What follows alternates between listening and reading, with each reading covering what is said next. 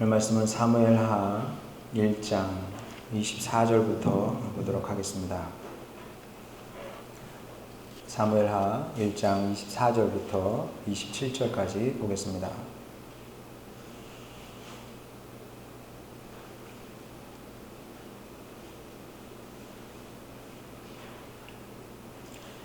제가 봉독합니다. 이스라엘 딸들아, 사울을 슬퍼하여 울지어다. 그가 붉은 옷으로 너에게 화려하게 입혔고 금노리개를 너희 옷에 채웠도다. 오호라, 두 용사가 전쟁 중에 엎드러졌도다. 요나단이 네 산 위에서 죽임을 당하였도다. 내 형 요나단이여, 내가 그대를 애통함은 그대는 내게 심히 아름다움이라. 그대가 나를 사랑함이 기이하여 여인의 사랑보다 더하였도다. 오호라, 두 용사가 엎드러졌으며 싸우는 무기가 망하였도다 하였더라. 아멘.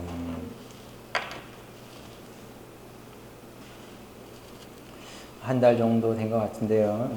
한 유명 인사 어떤 분이 돌아가시고 나서 격렬한 논쟁이 일어났습니다. 한쪽에서는 친일한 사람을 어떻게 국립묘지에 안장하냐, 그럴 수는 없다, 이렇게 주장하는 사람들이 있었고요. 또 다른 한쪽에서는 나라와 민족을 구한 전쟁 영웅을 국립묘지에 안장시키지 않으면 누구를 안장시킬 거냐, 또 이렇게 주장하는 부류가 또 있었습니다. 이렇게 주장이 양극단으로 갈릴 때면 참 어렵죠. 누구 편을 들어줘야 됩니까? 여러분, 누구 편입니까? 천만다행인 것은 아무도 저에게 내 입장을 밝혀라, 이렇게 말하지 않는다는 겁니다. 얼마나 다행인지 모릅니다. 제 입장이요? 제 입장이 뭡니까? 제 입장 없습니다. 그런 거. 제 입장 없어요. 아니, 뭐 제가 그냥 웃자고 하는 얘기가 아니라 제가 제대로 아는 게 별로 없어요. 제가 뭘 압니까? 아니, 내가 나도 모르는 마당에 저는 종종 그런 생각을 합니다. 내 정체가 뭐냐? 너는 누구냐? 아니, 나도 모르는 마당에 남을 제가 뭐 알면 얼마나 알겠습니까? 잘 몰라요. 그래서 제 생각에도 큰 무게를 두지 않습니다. 제 입장도 그렇고 제 생각도 그렇고 큰 무게를 두지 않고요. 또 마땅히 그래야 된다고 생각을 합니다. 왜냐하면 내 견해라는 것이 얼마나 피상적이고 그렇습니까? 그렇기 때문에 뭐 나의 견해, 이게 옳을 때도 있지만 또 틀릴 때도 적지 않을 거예요. 내가 이거는 맞아, 옳아 라고 할 때조차도 틀리는 경우가 많을 것이고, 또 과거에는 옳았지만 지금은 또 틀릴 수도 있는 겁니다. 그래서 시간이 갈수록 내 생각, 내 주장을 이렇게 고집스럽게 주장하게 되기보다는 자꾸 주님께 여쭤보는 것 같아요. 주님, 이런 때는 제가 어떻게 해야 됩니까? 주님 생각은 뭡니까? 주님의 뜻은 뭡니까? 자꾸 묻게 되는 것 같습니다. 사진 찍는 작업하고 비슷한 것 같습니다. 저는 매니아의 세계를 잘 몰라요. 한 번도 뭐에 빠져본 경험이 없어서, 주님 말고는 제가 빠져본 게 없어요. 잠깐 탁구에 좀 빠져본 적이 있고요. 그리고 중학교 때 잠깐 뽀글뽀글에 빠져본 적은 있습니다. 뽀글뽀글에 잠깐 빠져본 적은 있습니다만, 모르지, 그리스 오락실이, 지금은 이제 오락실도 없어졌는데, 그 외에는 제가 빠져본 게 사실 별로 없어서 매니아의 세계를 잘 모릅니다만은, 이 사진을 좋아하는 분들 얘기를 들어보면 그것도 참 신기한 세계다 싶은데, 자, 지리산에 촬영을 하러 갑니다. 그러면 같은 곳에 그렇게 많이 간답니다. 한 번 거기 올라가서 찍었으면 다 된 거지, 뭐 또 가? 근데 그게 아니래요. 똑같은 산, 똑같은 장소에서 찍어도 이게 렌즈 초점을 그때 다시 맞춰야 된다는 겁니다. 아니, 지금 찍고 나서 똑같은 부분을 또 찍을 때도 다시 맞춰서 찍는다네요. 신기하지 않습니까? 그래야 정말 그 작가가 원하는 그런 좋은 작품이 나온다 그럽니다. 성도로 산다는 게 뭐겠습니까? 성도로 산다는 것은 어떤 자기 고집이라든지 뭐 이념이라든지 신념이라든지 이런 걸 가지고 사는 것이 아니라, 그런 건 언제든지 버릴 수 있는 것이고, 주님의 생각이, 주님의 뜻이 뭔 줄 압니까? 항상 겸손하게 주님의 생각, 주님의 뜻이 무엇입니까? 주님, 제 생각을, 제 관점을 거기에 맞추고 싶습니다. 그런 자세로 살아가는 거라 저는 생각을 합니다. 그래야 우리가 이 세상을 살아가면서 하나님 보실 때 그 아름다운 삶의 장면을 만들어낼 수 있다고 저는 확신합니다. 성도로 산다는 게 뭐겠습니까? 성도로 산다는 것은 그 장면, 정말 그 장면인 거죠. 그 장면을 몇 개 만들어내는 것이 아닐까. 저는 그렇게 생각을 합니다. 그 장면을 몇 개. 뭐 많지도 않고요. 아브라함에게 그 장면은 어떤 장면일까요? 주님께서 본토 친척 아비 집을 떠나라. 고민 많았을 거예요. 우리가 언제 그렇게 친했다고 이렇게 무리한 부탁을, 무리한 명령을 이렇게 반응했을 수도 있을 텐데 본토 친척 아비 집을 떠나지 않습니까? 그리고 또 이삭을 드릴 때 요셉은 마님이 꾀지 않습니까? 그러면 이 청년의 그 불타는 정욕이 있었을 텐데도 내가 다른 거 없어요. 내가 어찌 하나님 앞에 하나님께 득죄하리까? 그 장면이죠. 그런 장면들을 만들어내기 위해서는 우리가 끊임없이 하나님께 이렇게 우리의 관점과 우리의 생각을 이렇게 조정을 해야 가능한 일이다. 그러면서 100장, 1000장 찍으면은 이제 거기서 이제 한 장, 두 장 건지게 되는 건데, 그 한두 장 건지는 게 쉬운 일이 아니라는 겁니다. 근데 저는 이제 오늘 본문을 보면서도 비슷한 생각을 했습니다. 야, 참 이런 거구나. 이렇게 정말 그런 귀한 장면들이 만들어지는 거구나. 이런 생각을 하게 되는데, 시입니다. 오늘 읽은 본문은 시이고 다윗의 조가 혹은 애가라고 해도 되겠죠. 조시라고 해도 됩니다. 사울이 죽었고 요나단이 죽었습니다. 자, 그리고 나서 큰 슬픔으로 지은 노래입니다. 자, 그런데 이해가 잘 안 가요. 그래, 요나단을 위해서는 노래할 수 있지. 근데 사울을 위해서 무슨 노래를 해요? 그렇지 않습니까? 근데 노래를 해도 너무 얼토당토하지 않아서 기가 막힌데 24절 보겠습니다. 이스라엘 딸들아, 사울을 슬퍼하여 울지어다. 그가 붉은 옷으로 너희에게 화려하게 입혔고 금놀이개를 너희 옷에 채웠도다. 이게 이제 우리식으로 풀어서 설명하면 그런 겁니다. 사울 임금님 덕에 우리 민족이 이 밥에 고깃국을 먹게 됐습니다. 이런 얘기입니다, 지금. 이 다윗 입에서 지금 이런 얘기가 나오고 있는 겁니다. 이해가 되십니까? 다른 사람도 아니고 다윗이 사울을 이렇게 평가해도 되는 거냐? 이해가 사실 잘 안 되죠. 왜냐하면 다윗은 사울이 어떤 악인인지, 얼마나 끔찍한 악인인지 가장 잘 아는 사람 아니겠습니까? 이 사울을 생각하면 치가 떨려야 정상인 겁니다. 특히 다윗은 그렇습니다. 저 사람 때문에 내가 꽃다운 청춘 나이 10년을 허비했거든요. 다윗이 그 이스라엘에 나타났을 때가 18세, 19세, 20세 뭐 요 정도인데 그때부터 30살까지 도망을 다녔거든요. 그냥 뭐 허비한 것이 아니라 말 그대로 1급 수배범으로 도망을 다니면서 이 1급 수배범으로 산다는 게 얼마나 끔찍한 일이겠습니까? 누가 나를 항상 잡으러 온다고 여러분 생각해 보세요. 밤에 누가 나를 이렇게 뒤만 따라와도 여러분 소름 돋지 않습니까?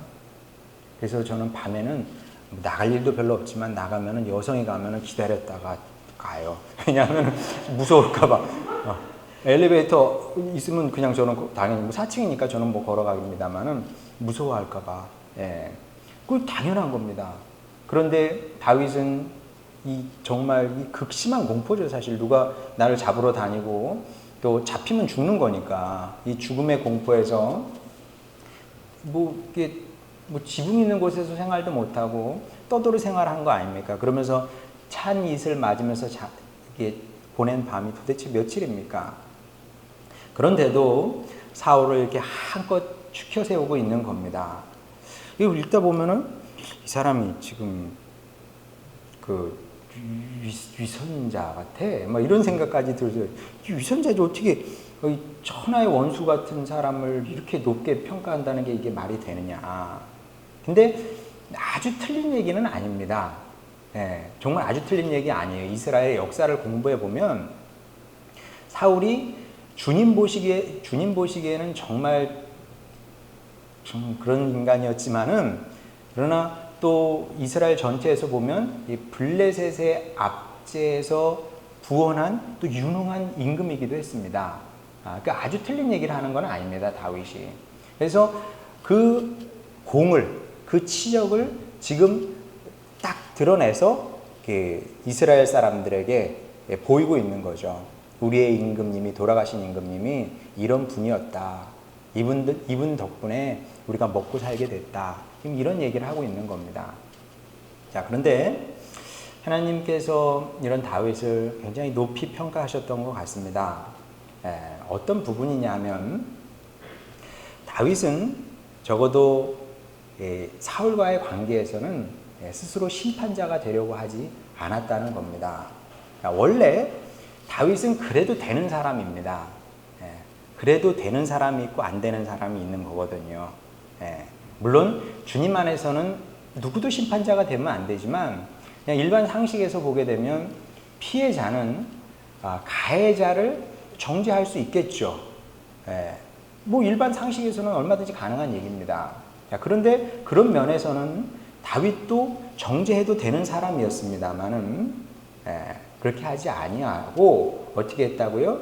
사울의 장점을 찾아서 기리고 있다는 겁니다. 이게 저는 다윗이 보여준 다윗 신앙의 고귀함 중에 하나다. 저는 그렇게 생각을 하고요. 우리가 이런 부분을 배운다면, 우리가 이런 부분을 배울 수 있다면 우리도 고귀한 신앙이 될 수 있다. 저는 그렇게 확신합니다. 우리가 아니어도요, 세상에 심판하려고 하는 사람은 차고 넘칩니다.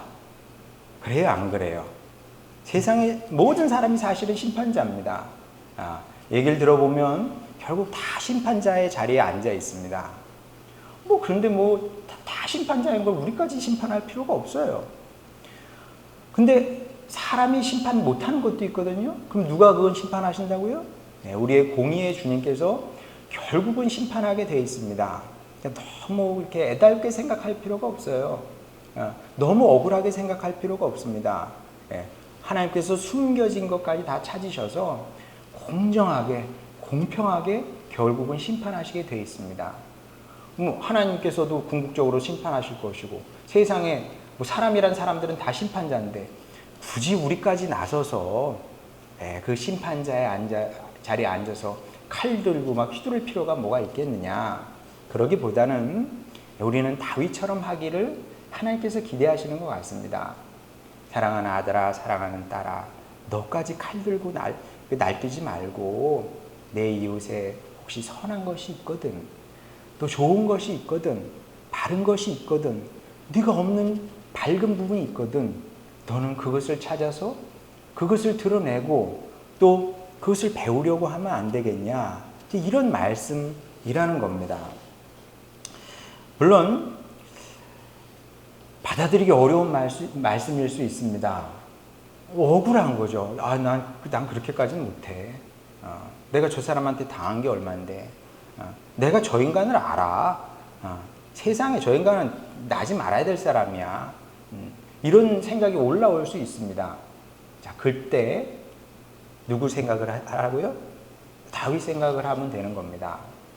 여러분, 다윗만 합니까, 여러분이? 다윗만큼 당했어요? 다윗만큼 당했으면 그렇게 하세요. 제가 안 말리겠습니다.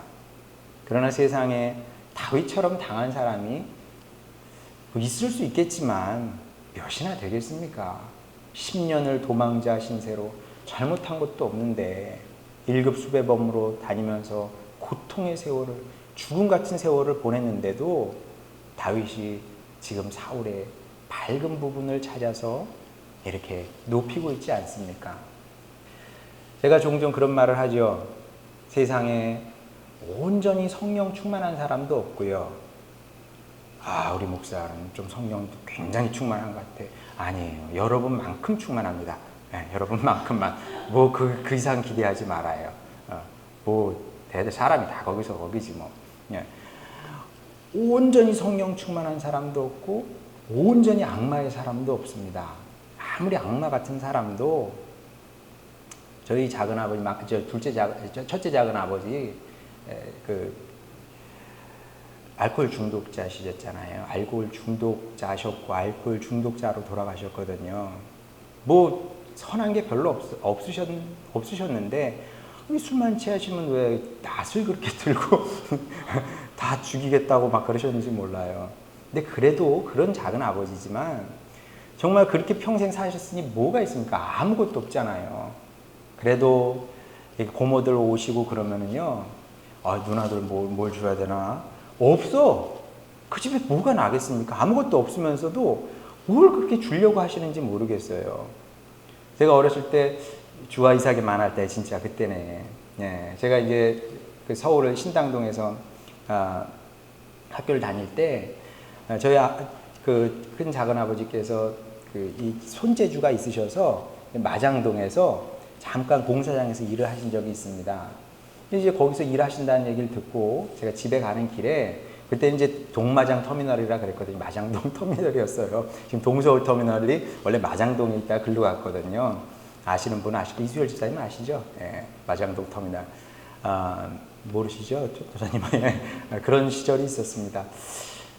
가면은 돈이 많은 저희 둘째 작은 아버지는 돈 주시는 걸 좀 안 좋아하셨어요. 네, 잘 안 주시고 그랬는데 우리 큰 작은 아버지께서는 가면은 조카 왔다고 돈이 없으면은 불러요. 좀 와봐. 돈 좀 있어?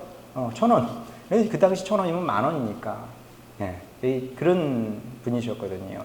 그러니까 아무리 정말 가정이 됐든 동네에서도 저희 작은 아버지는 좀 꺼리는 분이었거든요.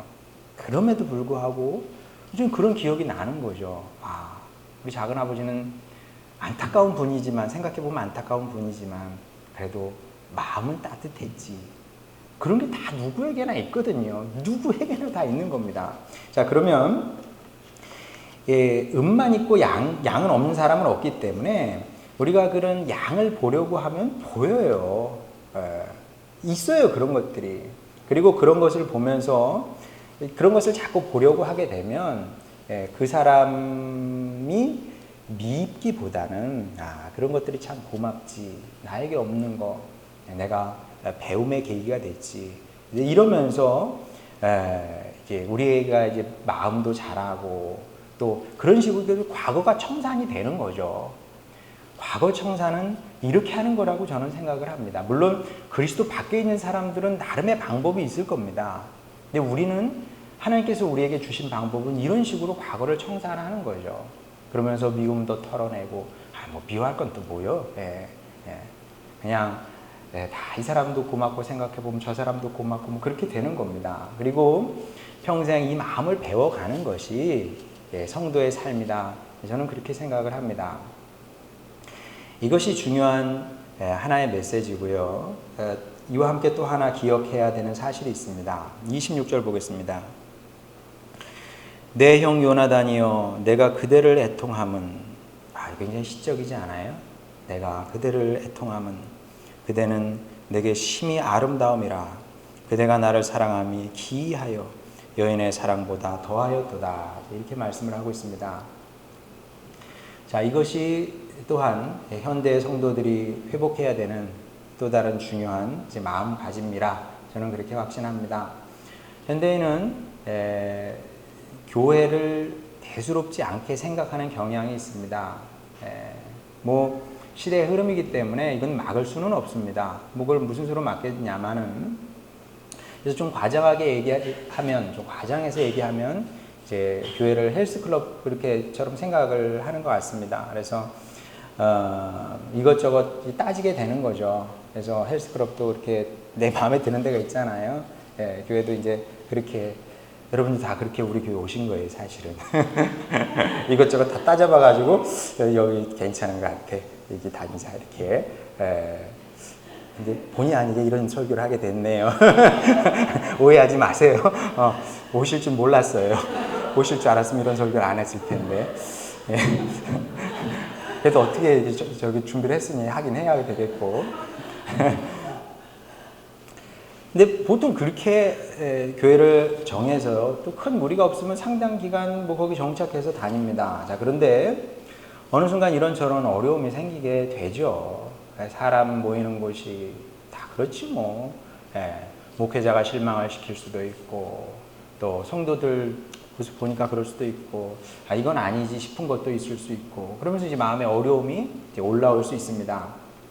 그러면 또 언제든지 떠날 수 있는 곳이 교회인데, 또 그렇게 우리가 살아가는데, 분명한 것은 이제 바람직한 신앙은 아니다. 저는 이렇게 봅니다. 왜냐하면, 뭐 교회를 위해서가 아니고요. 주님을 위해서가 아니고 성도 개인에게 이거는 아무런 유익이 되지 않기 때문에 그렇습니다. 막대한 손해예요, 사실은. 자, 그럴 수밖에 없는데, 왜냐하면 여러분 한번 생각해 보세요. 하나님께서 교회를 세우셨습니다. 참 신기하죠? 교회를 세우셨어요. 이런 독특한 공동체거든요, 사실. 다른 종교에 교회라고 할 만한 곳이 있나? 예배를 드리는 곳은 있지만 교회라고 할 만한, 그리고 교회 모인 사람들이 처음부터 뭐 누가 시킨 것도 아닌데 형제 자매라고 고백하게 되거든요. 이런 교회 공동체를 하나님께서 만드셨습니다. 도대체 무슨 생각을 가지고 교회를 만드셨느냐? 교회가 없으면 안 됩니까? 불교도 뭐 교회 같은 거 없어도 되잖아요. 그런 식으로 안 되나요? 그럼 주님께서 도대체 왜 교회를 세우셨느냐? 교회를 통해서 주님께서 어떤 위대한 일을 해가고 싶으셨을까요? 아니면 주님께서 정말 교회라는 그 독특한 공동체를 가지고 꼭 하고 싶은 것이 있었어. 그래서 교회를 세우신 거죠. 뭐 이런 식으로 생각할 수도 있는데, 물론 뭐 아주 없다고 할 수는 없겠지만 저는 그것이 첫 번째 이유라고 생각하지는 않습니다. 하나님과 우리는 달라요. 우리는 뭔가 시작을 하면 크게 뭔가를 이루고 싶어 합니다. 교회도 세웠으면 키워가지고 뭐 건물도 세우고 뭐 그래야 될 거 아닙니까?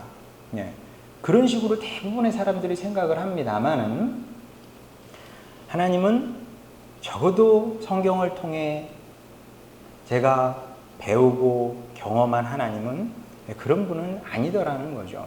하나님은 뭐 큰 일을 이루고 성취하는 데는 그닥 그렇게 큰 관심이 없으신 것 같습니다. 만약에 정말 그분이 그런 것을 원하셨다면 아브라함을 택하셨을 리가 없습니다. 제가 하나님이라면 아브라함 안 택했어요. 누굴 택했을까요? 바로. 빠르잖아요. 확실하잖아요. 그렇지 않아요? 왜 아브라함을 택하십니까? 제가 예수님이라면은 그런 사람들 부르지 않아요. 영향력이 없지 않습니까? 확실하진 않은데, 베드로, 요한은 그래도 얘기가 길어요. 그걸 다 얘기하려면. 요한은 그래도 좀 있는 집 사람이었던 것 같습니다. 어떻게 아냐면 복음서에 보면 그 아버지 세베대가 일꾼들을 데리고 물고기를 잡는 장면이 나옵니다. 그리고 배도 좀 컸던 것 같고 사용했던 그물도 좀 다릅니다. 어떻게 알아요? 헬라어가 다르거든요. 물고기 그물, 우리나라는 다 그물인데 헬라어를 보게 되면 그물이 종류가 달라요. 큰 그물이 있고 작은 그물이 있습니다. 베드로가 던졌던 그물은 작은 그물이고요. 요한이 썼던 그물은 큰 그물입니다. 그러니까 이게 똑같은 어부를 해도 다르죠. 그래서 신학자들의 결론이 요한은 조금 고급 헬라어는 아니더라도 헬라어를 쓸 수 알았던 사람이다. 요한복음 헬라어가 아주 고급 헬라어는 아니거든요. 누가복음 헬라어가 고급입니다. 왜냐하면 누가는 의사였잖아요. 베드로는 문맹이었을 가능성이 큽니다. 베드로 전서 그럼 후서 어떻게 썼냐? 제가 베드로 전서 강의할 때 말씀드렸죠. 아마도 베드로가 불러주면 누군가 대피를 했을 거다. 이렇게 신학자들은 얘기를 합니다. 그러면 대피를 해야 되는 그런 사람을 제자로 부르고 싶겠습니까? 예, 제가 예수님이었다면 꽤 괜찮은 사람을 불렀겠죠. 예, 왜? 스승이 빛나면 제자도 빛나지만 제자가 빛나면 스승도 빛나는 거거든요. 예. 스승이 어부를 불렀어. 그럼 그 스승은 별로 대단하지 않은 사람이라는 편견을 사람들이 갖게 되지 않겠습니까? 근데 주님은 그런 거 관심이 없어요. 예. 무슨 뭐 큰일, 위대한 일 한 번에 뭐 끝내버리고 이런 데 관심이 없었다니까요. 자, 그러면 주님께서 왜 교회를 세우셨냐? 교회도 초라하고 약한데 왜 교회냐? 답은 어렵지 않습니다. 자, 그 결혼해서 가정을 꾸렸습니다. 가정만 꾸린 것이 아니라 둘씩, 셋씩, 우리 교회는 셋씩 아기를 많이 낳습니다. 자, 그러면 우리가 그렇게 가정을 꾸려서 애를 둘, 셋씩 낳아서 이렇게 한 가족으로 살아가는데 여러분 가정에 바라는 게 도대체 무엇이며 여러분 자녀에게 바라는 것이 무엇입니까? 뭐 이것저것 얘기할 게 많이 있겠습니다만은 우리가 가장 귀히 여기는 것은 무엇이냐면 사랑이 다스리는 가정이겠죠. 하나님의 사랑이 다스리는 가정이고 또 부부가 서로 사랑하고 존중하는 가정이 돼야 되고 또 특히 부모 마음은 그렇습니다. 우리 자녀들이 평생 서로 아끼고 사랑하며 살게 되기를 정말 간절히 바라죠. 제가 농담처럼 간혹 하이하진이에게 얘기하는 게 있어요. 야, 하이하진아, 엄마 아빠 죽거든 너희가 하인이 잘 돌봐줘야 된다. 고모 봐. 고모가 저희 누나가 저보다 13살 많지 않습니까? 고모가 아빠 돌봐주는 것처럼 너희도 그렇게 해야 돼. 많이 뭐라는 줄 알아요? 저는 김장은 못 해주고요. 사서 줄 수는 있어요. 그래, 그거라도 해라. 뭐 웃자고 한 얘기지만 진심이죠. 제가 아이들에게 뭘 원하겠습니까? 첫째는 하나님을 사랑하는 사람이 되는 것이고 둘째는 이웃을 사랑하기 전에 먼저 너희들끼리 사랑하는 사람이 되어야 되지 않겠냐. 서로 우애를 돈독하게 하면서 평생 언니 동생이 사이좋게 지내고 또 누나하고 또 동생하고 남동생하고 사이좋게 지내고 시은이하고 이삭이도 잘할 수 있겠지? 네, 그래야지. 그래. 시은이는 왜 대답이 없다? 주아도 동생 잘 돌봐주고, 응? 알았지? 네가 잘해야 돼. 그러면 부모는 천국에서 얼마나 기쁘겠습니까? 그렇죠? 예, 우리 자녀들이 그렇게 살면 서로 사랑하며 살면 너무 행복할 것 같아요. 아유, 참 뭐 다른 게 뭐겠습니까? 뭘 또 감사하겠습니까? 그러면 또 감사한 거죠. 자, 이게 부모의 마음인데 이런 부모의 마음으로 다시 26절 한번 읽어보겠습니다. 아버지의 마음으로 하나님의 마음으로 한번 읽어보겠습니다. 내 형 요나단이여 내가 그대를 애통함은 그대는 내게 심히 아름다움이라 그대가 나를 사랑함이 기이하여 여인의 사랑보다 더하였도다. 자, 이렇게 다윗이 고백하고 있습니다. 이것은 하나님께서 우리에게 기대하시는 그런 삶이기도 하다는 거죠. 그리고 이것이 교회가 존재하는 가장 기본적인 이유입니다. 뭘 하는 게 아니라 교회가 무슨 사업을 하고 이런 것들은 다 두 번째고요. 교회가 존재하는 가장 중요한 이유는 무엇이냐면 먼저 성도들이 하나님을 아버지로 모시고 그리고 주님 안에서 우리 형제자매 되었으니 서로 아끼고 사랑하라고 하나님께서 이 교회라는 공간을 이제 우리에게 허락을 하셨다는 겁니다. 이건 뭐 누구도 부정할 수 없는 사실이고요. 또 들으면 참 좋은 얘기죠. 맞는 얘기네. 그렇지. 교회가 그런 거 하면 되겠지. 뭐 뭘 하겠어. 저 사람 옳은 얘기 하네. 그렇게까지는 되는데 막상 또 적용을 하려고 해보면 어때요? 부담스럽죠. 대부분의 사람들은 부담스러운 얘기입니다. 왜냐하면 왜 부담스러울까요? 마음의 준비가 안 됐다 그래요. 보통은 마음에 의지가 없는 것처럼 보이는데 제가 볼 때는 근데 마음의 준비가 아직 안 됐습니다. 이렇게 얘기를 합니다. 이 또한 이해는 되죠. 왜냐하면 무엇보다 현대인은 이 관계 맺는 것을 대단히 어려워합니다. 우리가 어렸을 때 살았던 그 사회가 아니거든요. 저는 지금도 기억나는 것이 저희 어머니께서 부침개 하나만, 부침이라 그랬죠. 저희 동네에서 부침이. 부침이 해도 뭐 한 소당 두 소당 합니까? 뭐 기본, 아휴, 근데 참 우리 어머니들 고생스럽게 살았어요. 어떻게 그런 세상을 살아내셨는지. 다 맷돌 갈아서 했잖아요. 그러면 이제 뭐 한번 맷돌 갈아서 부침개를 하면 몰라요. 얼마나 하셨는지 모르겠는데 10소당도 아니고 뭐 20소당 막 이렇게 하셨나 봐요. 그래서 이 접시에 환선내 갖다 줘라. 그 동현이네 갖다 줘라. 또 그 저 혁준에 갖다 줘라. 그 갖다 이렇게 돌려 먹고 그랬거든요. 그런 시대는 지났고 안타까운 얘기지만 다시 올 것 같지는 않습니다. 그런 세상이. 세상이 이렇게 변했기 때문에 교회가 세상을 변화시키는 것이 아니라 세상이 교회까지 바꿔놓은 거죠. 성도들까지 바꿔놔서 이제는 서로 집에도 잘 가게 안 되잖아요. 우리 때는 얼마나 들락날락 많이 했어요. 이제 다 부담스러운 것이 돼버렸고, 그래서 사랑을 주는 것도 그렇고 받는 것도 그렇고 이제 기껍지 않은 세상이 됐습니다. 예, 그렇게까지 주고 싶지도 않지만 받고 싶지도 않아. 딱히 필요 없는데 뭐 이런 식으로 사람들이 서로를 생각하는 시대가 됐다는 거죠. 그러니까 이제 이게 교회 안에서도 사랑을 주고받는다는 것이 쉽지 않은 그런 시대가 됐습니다. 자, 그렇지만 아무리 시대가 이렇게 바뀌었다고 해도 신앙인이라면 정상적인 것을 추구하려고 애를 써야죠. 믿는 믿음에서 끝내서는 안 되고 정상적인 것을 추구하려고 애를 써야 되는 겁니다. 그럼 정상이라는 게 뭐겠어요? 정상이 뭡니까?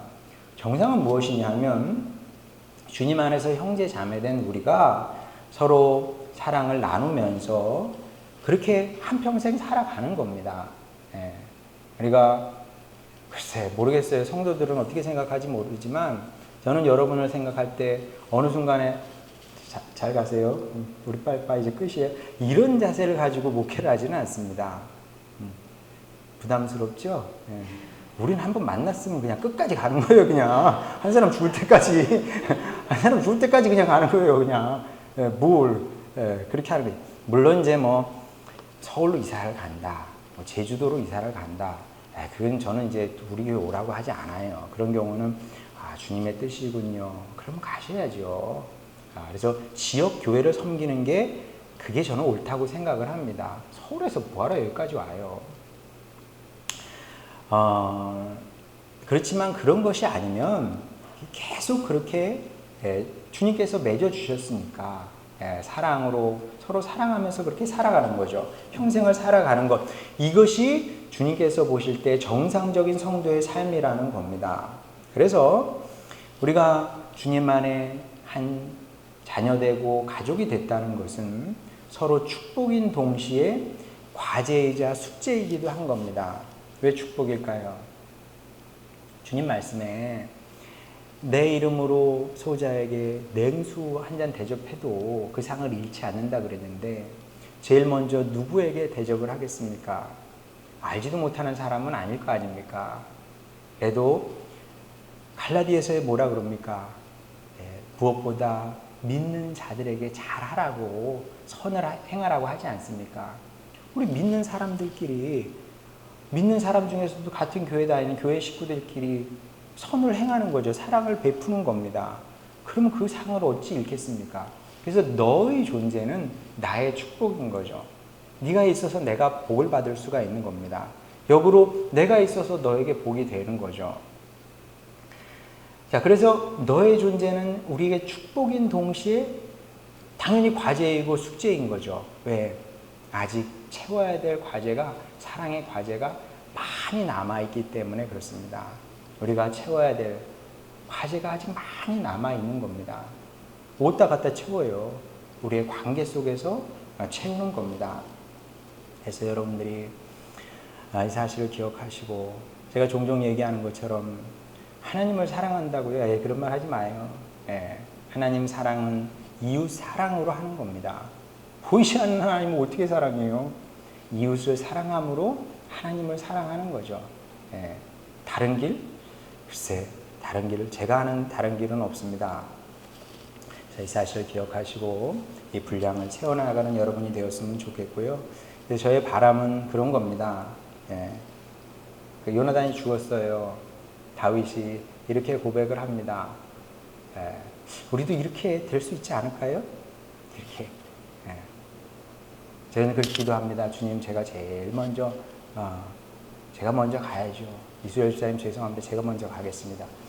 그럴 수는 없어요. 제가 먼저 가거든. 이렇게 여러분이 기억해 줄 수 있다면 우리의 사랑이 정말 기이했구나. 내 남편도 아닌데 내 남편도 아닌데 참 기이했다. 지금 그러잖아요. 여자도 아닌데 그대가 나를 사랑함이 기이했다. 여인의 사랑보다 더 크고 위대했다 이러지 않습니까? 정말 여기까지 갔으면 좋겠다. 갈 수 있을지 없을지 여전히 의문이긴 하고 내가 과연 할 수 있을까 의심스럽긴 합니다만은 그래도 소망을 갖게 되면 거기까지는 못 가도 기이한 데까지는 이르지 못해도 최소한 고마운 데까지는 가겠습니까? 고마운 데까지는 가지 않겠습니까? 그래서 우리가 그런 소망을 가지고 신앙생활을 했으면 좋겠습니다. 우리가 세상을 떠났을 때 우리 교회 식구들이 다 생각하면서 우리 집사님, 그렇지 다 집사님, 권사님 그러겠죠. 우리 집사님, 권사님 정말 그 사랑이 컸습니다. 우리와 함께 있어줘서 참 고마웠습니다. 감사했습니다. 이렇게 서로 기억할 수 있는 그런 복된 인생을 만들어 가시고 또 더 나아가서 우리가 그런 인생을 만들어 가면 우리 교회 또한 주님 보시기에 아름다운 교회가 되지 않겠습니까? 그런 사랑의 공동체를 그리스도께서 주님 되시는 그런 공동체를 만들어가는 우리 모두가 되었으면 좋겠습니다. 그런 성도가 되시기를, 교회가 되시기를 주님의 이름으로 축원합니다.